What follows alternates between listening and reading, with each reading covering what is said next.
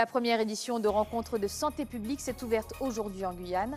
Durant 3 jours, les professionnels de santé du bassin de la Caraïbe débattront des enjeux et des solutions à apporter pour améliorer l'offre sanitaire.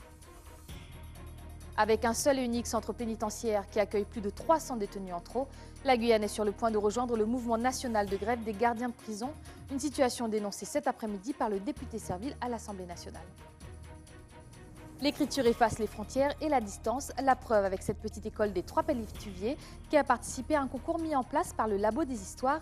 Nous avons été à la rencontre de ces écrivains en herbe.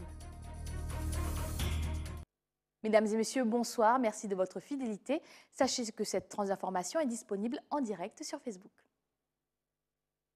Les premières rencontres de santé publique des Antilles-Guyane se sont ouvertes aujourd'hui à Cayenne. L'objectif de ce rendez-vous, permettre aux professionnels de santé de débattre des enjeux sanitaires de leurs territoires respectifs. Pierre Tréfou est allé prendre leur pouls. Tous les 2 ans, les agences régionales de santé de Guyane, Guadeloupe, Martinique et Santé publique France se réunissent pour les rencontres de santé publique. Cette année, c'est la Guyane qui accueille les rencontres destinées aux professionnels de la santé. C'est très important à l'échelle de la Guyane et des Antilles de pouvoir faire des journées scientifiques, de partager avec tous les acteurs de la santé publique sur les grandes problématiques de santé publique. Qu'il s'agisse de l'état de santé de la population, des problèmes de périnatalité, des problèmes d'émergence, d'arbovirose, de chikungunya, de dengue, de Zika, mais aussi il faut qu'on puisse parler de diabète et que les scientifiques puissent échanger. Et aujourd'hui, il y a encore trop peu sur les Outre-mer de ce type de colloque. Ces journées destinées aux professionnels de la santé leur permettront de se réunir afin de débattre, à partir d'expériences de terrain, des enjeux sanitaires auxquels sont confrontés les territoires des Antilles et de Guyane. C'est important de communiquer car ces données servent vraiment de base pour objectiver des idées perçues, souvent sur des comportements individuels. Ils permettent vraiment de disposer de points, parfois avant de mettre en place des actions de prévention et de servir de base pour évaluer les politiques publiques dans le futur. Il y a des problématiques communes, par exemple le diabète qui semble vraiment un sujet d'importance majeure dans tous les DOM, et puis des problématiques plus spécifiques comme le cas de la chlordécone aux Antilles ou des imprégnation aux polluants en Guyane. Ces journées seront découpées en plusieurs sessions plénières et tables rondes. Une table ronde autour des stratégies de santé pour les débats outre-mer clôturera les débats. La mère d'Andy, le jeune Martiniquais assassiné sur un quai de métro dans l'indifférence générale, est arrivée dans l'Hexagone. Elle a pu compter sur le soutien des coéquipiers de son fils qui lui ont rendu un vibrant hommage. Éric Dupuis était parmi eux. Toute une équipe fait face à la famille Brigitte. L'émotion est la même d'un côté comme de l'autre. Linda a perdu un fils, les joueurs, un copain irremplaçable. C'était la joie de vivre, hein. C'est toujours en train de rigoler, faire des blagues ou je sais pas, sympa quoi. Ça fait un vide, même si en remplaçant, ça fait un vide. C'est pas pareil. Même si le jeune Arlésien de 22 ans était souvent remplaçant, il comptait énormément. Lui, dans un vestiaire, il faisait rigoler ses amis au vestiaire. Donc, même s'il y avait des défaites, mais il était toujours là pour encourager, de dire que ça ira mieux après. Donc, Alors, pour ne pas l'oublier, le Tropical AC compte bien mettre en place de nombreux hommages durant toute la saison, voire au-delà. Tous les matchs qu'on jouera, nous, à domicile, il y a aussi 7 minutes de silence, brassard et le nom d'Andy sur son dos. Et j'ai demandé à ma hiérarchie, bien entendu, parce que je ne peux pas prendre des décisions tout seul, c'est de pouvoir organiser un tournoi ou un mini-championnat en fin de saison qui portera le nom d'Andy avec une coupe au bout qui se rappellera la coupe du championnat ou coupe Andy. Pour la famille, ces marques d'attention venues de toute l'Île-de-France n'effacent pas le chagrin évidemment, mais apportent une chaleur inestimable après le drame. Sur le coup, personne ne l'a aidé et c'est ce qui me peine le plus. Mais aujourd'hui, je ne suis pas seule. Ils sont là, ils répondent présents, ils laissent des messages. Je ne peux pas répondre à tout le monde malheureusement, mais je ne peux que leur dire merci. Et merci, je ne sais pas quoi dire, à part merci d'être là, de nous avoir aidés, de nous avoir soutenus. Merci. Demain, Linda sera encore très soutenue et elle en aura besoin. Elle se rendra pour la première fois auprès du corps de son fils. La phrase de la semaine a été formulée par Jean-Philippe Delors qui a écrit « Je suis résolument opposé à la candidature de David Richer, non électeur de la 2e circonscription.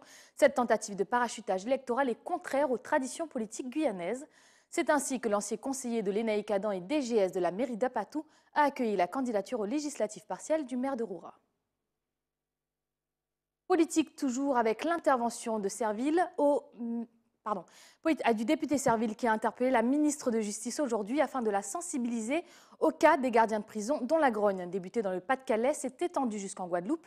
Nous en parlions hier avant de finalement gagner la Guyane. J'attire une fois de plus votre attention sur la situation particulièrement préoccupante du centre pénitentiaire de Remire-Montjoly. Depuis de nombreuses années, les inadmissibles dysfonctionnements sont connus de tous. D'ailleurs, ici même, votre prédécesseur s'était engagé devant la représentation nationale à prendre les mesures qui s'imposent pour le redressement de cet établissement. Il faut dire que cette prison surpeuplée, vétuste et manifestement sous-dotée en termes d'effectifs, nonobstant les quelques efforts réalisés, défraie régulièrement la chronique au rythme des mouvements de grogne sociale, de mutinerie, d'agressions contre les surveillants ou alors d'agressions entre détenus. Le dernier fait saillant a été l'évasion de 3 détenus dont 2 purgeaient des peines de 10 ans de réclusion pour meurtre.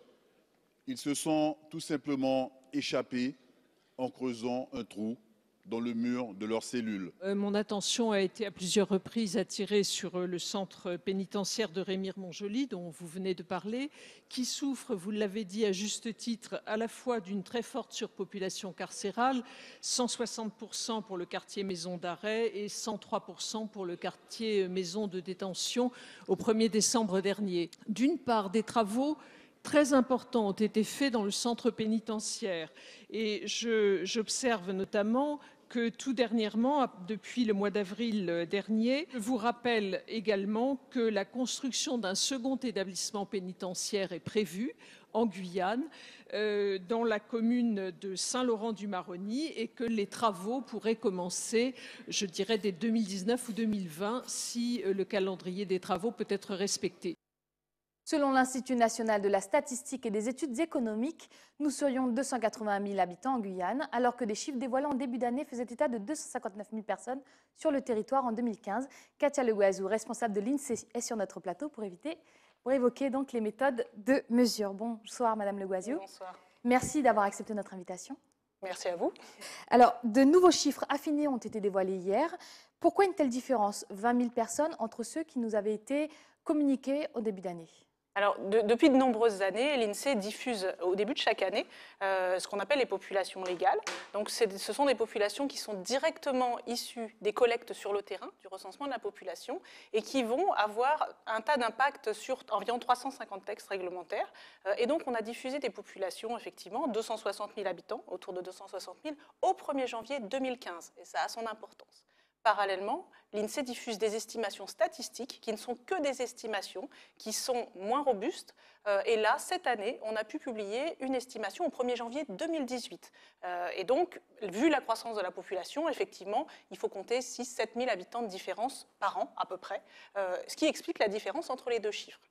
Alors, ces chiffres comptabilisent le nombre de Guyanais ou le nombre de personnes résidant sur le territoire guyanais? Alors, on comptabilise bien tout le monde, c'est-à-dire toutes les personnes qui résident sur le territoire, quelle que soit leur origine, quelle que soit leur situation, quelle que soit leur durée de présence sur le territoire, à un moment donné.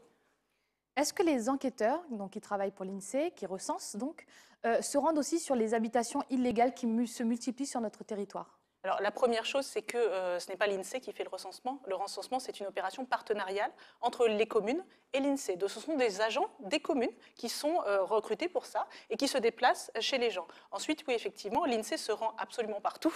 Voilà, en tout cas, les agents recenseurs, ce sont des opérations très lourdes qui sont préparées tout au long de l'année. Donc, on sait où on va.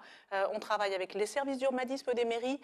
Les personnes font des tournées de reconnaissance avant sur les quartiers où ils doivent se rendre. Et effectivement, à titre d'exemple, on va recenser des zones zones un peu plus compliquées, du type Baduel, Raban, etc.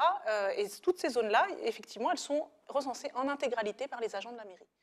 Malgré toutes ces mesures, de nombreuses voix s'élèvent contre ces chiffres, notamment le sénateur Antoine Karam qui explique que selon lui, il y a 300 000 habitants, le maire David Richer qui pense qu'il en a un petit peu plus en Guyane. Que pensez-vous de ce rejet des chiffres officiels qui sont communiqués par l'INSEE? Au niveau opérationnel, quand on fabrique un chiffre, comme je le disais, c'est vraiment une opération partenariale. Et sans les communes qui vont sur le terrain, ces chiffres ne pourraient pas se produire. Donc on organise tout ça, on les contrôle avant, pendant et après. C'est le rôle de l'INSEE. Donc c'est vraiment des chiffres qui sont établis avec les communes. Donc il n'y a pas de raison de penser que ces chiffres seraient mauvais en termes de qualité de collecte. Après, effectivement, il y a 2 ans de décalage, 3 ans de décalage par rapport, on publie aujourd'hui 1er janvier 2015. Donc il y a un petit décalage par rapport à la réalité. Et pour les territoires en forte croissance comme le nôtre, il y a un impact certain sur le budget des communes. Ça, c'est une position politique qui peut se comprendre quand on a une mairie à gérer et qu'on a des budgets. Mais aujourd'hui, la loi telle qu'elle est, elle fixe le budget des communes sur le chiffre de population légale qui a du décalage. Et là, c'est bien au législateur qu'il faut s'adresser, donc le législateur qui fait les lois, et pas à l'INSEE qui se contente d'appliquer la loi. Il y a une dizaine d'années, quand Rodolphe Alexandre était président de la 3CL, il avait expliqué que la Guyane produisait des déchets, en tout cas pour environ 400 000 personnes.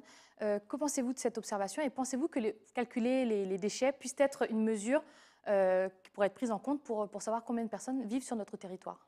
Vous savez, quand la méthode de recensement a été construite, effectivement, on ne se base pas que sur des collectes terrain, on fait aussi tout un tas d'appariements avec beaucoup de sources.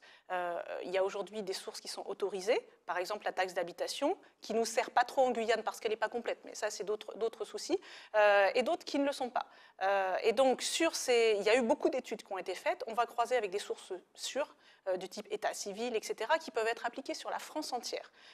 Et quand on croise avec des sources, quand on se penche vraiment sur la question techniquement, il y a des écarts. On ne mesure pas les mêmes choses, il y a des problèmes de gestion de fichiers, etc. On n'obtient jamais la même chose. Ça ne reste qu'une estimation, je le rappelle. Donc, des fichiers du type la collecte des ordures, etc., ça peut donner des indications sur est-ce qu'on va dans le bon sens ou est-ce qu'on s'écarte un petit peu pour essayer de contrôler les choses, mais ça ne peut pas servir d'estimation en soi, puisque les travaux qui ont été menés ont montré que ce n'était pas assez robuste.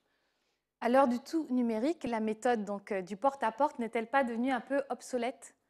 En Guyane, surtout pas. En Guyane, surtout pas. Effectivement, nous, ce qu'on préconise, en tout cas aujourd'hui au niveau du recensement, c'est de répondre par Internet. C'est devenu en France le mode de réponse majoritaire. Ça reste vrai. Donc j'invite tout un chacun qui se fait recenser, effectivement, à répondre par Internet. Mais il y a des cas où on ne peut pas. On n'a pas la couverture, il y a la barrière de la langue. Donc, le contact humain avec les habitants, il est très important. Donc c'est pour la raison pour laquelle on a toujours des agents des communes qui passent prendre contact directement avec la population pour leur expliquer. Voilà. Sachant que les dotations publiques dépendent du nombre d'habitants, est-ce que ce chiffre qui semble être minimisé ne joue pas un peu le jeu de l'État et pour donner moins de sous justement en Guyane? Alors moi, vous savez, au niveau de l'INSEE, je ne me prononce pas sur ces questions et l'INSEE n'a pas à se prononcer sur ces questions-là, qui sont avant tout des questions politiques. Il y a une chose qu'il faut avoir en tête, la statistique publique, c'est un thermomètre. Un thermomètre se doit d'être rigoureux, neutre et indépendant. Donc, par rapport à une politique publique mise en place, l'INSEE ne se prononcera jamais parce qu'on ne peut pas être jugé parti. Donc, effectivement, l'INSEE est un service de l'État, mais a une indépendance professionnelle très forte qui est inscrite dans la loi, qui nous interdit de nous prononcer sur des aspects politiques. Donc, je ne peux pas répondre à votre question comme ça, et puis, à la limite, ça aurait aucun intérêt, et le but, c'est de construire des choses, c'est d'éclairer le débat public et de rendre compte de la réalité, ce qui se passe. Donc l'INSEE fait son travail du mieux possible, et je vous assure qu'il y a beaucoup d'agents en bureau, sur le terrain, qui toute l'année font ce travail-là, avec beaucoup de conscience professionnelle, pour arriver finalement à correspondre le mieux à la réalité possible, et on fait le maximum pour s'adapter en tout cas. Merci beaucoup d'avoir répondu à nos questions, à notre invitation. Merci à vous.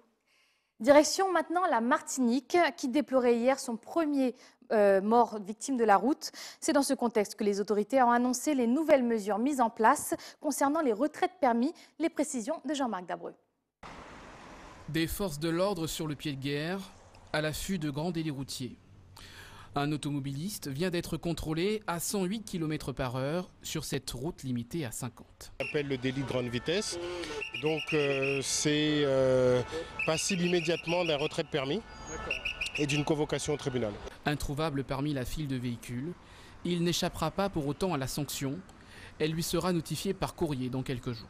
L'année dernière, 865 suspensions administratives du permis de conduire ont été prononcées par la préfecture, conformément aux dispositions du Code de la route. La rétention du permis qui a été établie par les forces de l'ordre est transmise au préfet. Et le préfet, dans une seconde phase, suspend le permis de conduire pour une durée qui est fixée par un barème départemental. Au vu des mauvais résultats en matière de sécurité routière, le préfet de Martinique a décidé de doubler la durée des suspensions du permis. Par exemple, pour une forte alcoolémie, elle passe de 2 à 4 mois. Plus 25%, un quart d'accidents corporels supplémentaires en 2017. Et donc on met en place un barème dit de rétention administrative du permis. Ça veut dire qu'on vous l'enlève tout de suite sur le bord de la route, qui est plus sévère en matière d'alcoolémie et en matière de contrôle de vitesse. Pour faire face aux éventuels afflux de procédures, le tribunal de Fort-de-France a fait l'objet de recrutements supplémentaires. Ce ne sont pas moins de 6 nouveaux délégués du procureur qui ont été recrutés au cours de cette année 2017, de sorte qu'aujourd'hui, c'est une équipe de 8 délégués du procureur qui sont chargés de la répression dans ce domaine-là. La suspension du permis est une restriction de liberté. Le contrevenant peut donc constituer un recours. Notamment pour des raisons professionnelles, si son véhicule lui est indispensable pour l'exercice de sa profession, saisir le juge administratif d'une contestation et notamment passer par ce qu'on appelle une procédure de référé dans les cas d'urgence qui lui permet effectivement de solliciter la suspension de la décision du préfet. Donc à ce moment-là, la décision ne s'appliquera pas. En fonction de la décision. En fonction de la décision, bien entendu, du tribunal administratif. Dans tous les cas, une fois la suspension du permis prononcée, il est interdit de reprendre le volant d'un véhicule sous peine de poursuite pénale. Restez avec nous, à venir dans votre journal.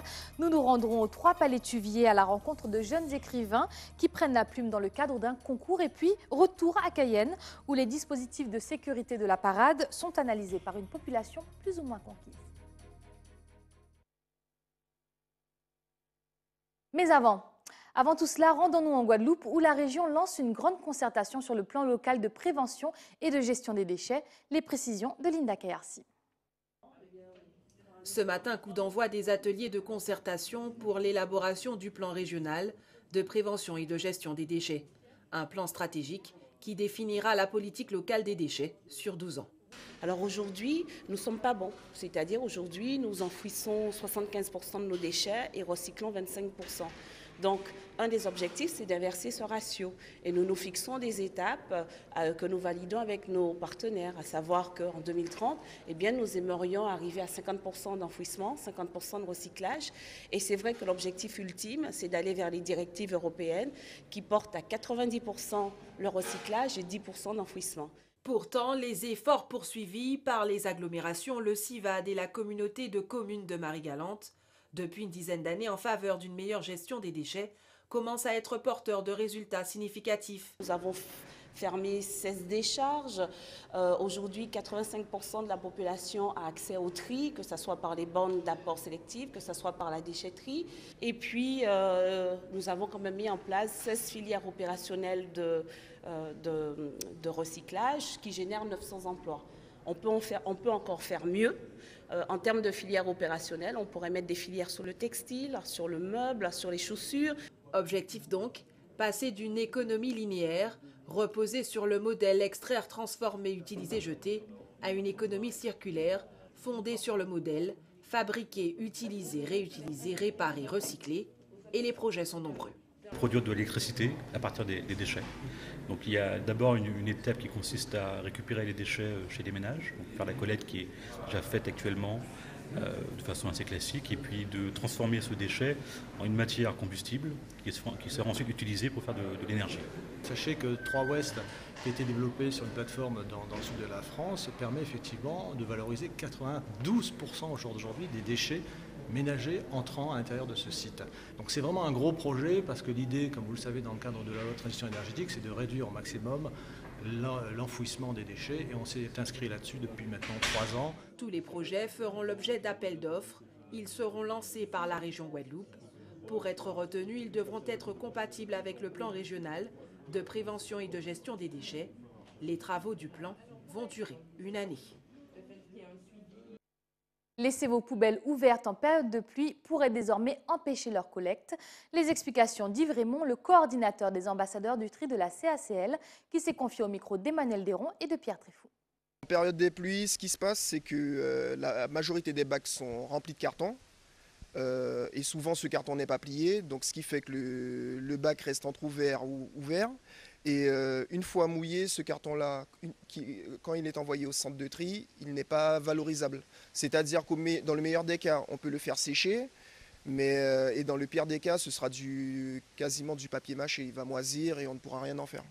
On retrouve quelques erreurs au niveau des emballages plastiques, puisqu'il n'y a que les bouteilles en plastique qui vont dans le bac. Ça commence à venir, mais effectivement, il faut rappeler, lorsqu'on est en période de pluie, de laisser le bac fermé et surtout de plier les cartons pour ne pas que le bac reste entrouvert, puisque je rappelle, quand le bac est trop lourd, donc avec l'eau qui rentre à l'intérieur, quand le bac est trop lourd ou tout simplement ouvert, donc le carton est humide, il y a un risque qu'il ne soit pas ramassé. Lors de chaque collecte, normalement, quand le bac est refusé parce qu'il y a un sac poubelle ou du verre à l'intérieur, les rippers, les collecteurs, apposent un adhésif sur le bac. Rendons-nous maintenant en amont de Saint-Georges, aux 3 Palétuviers plus exactement, à la rencontre d'une classe qui participe à un concours d'écriture proposé dans le cadre des Assises de l'Outre-mer. Ce concours, organisé par l'association Labo des Histoires, donne la parole à une jeunesse ultramarine. Gaëlle Ouassim a été à la rencontre de ses apprentis écrivains.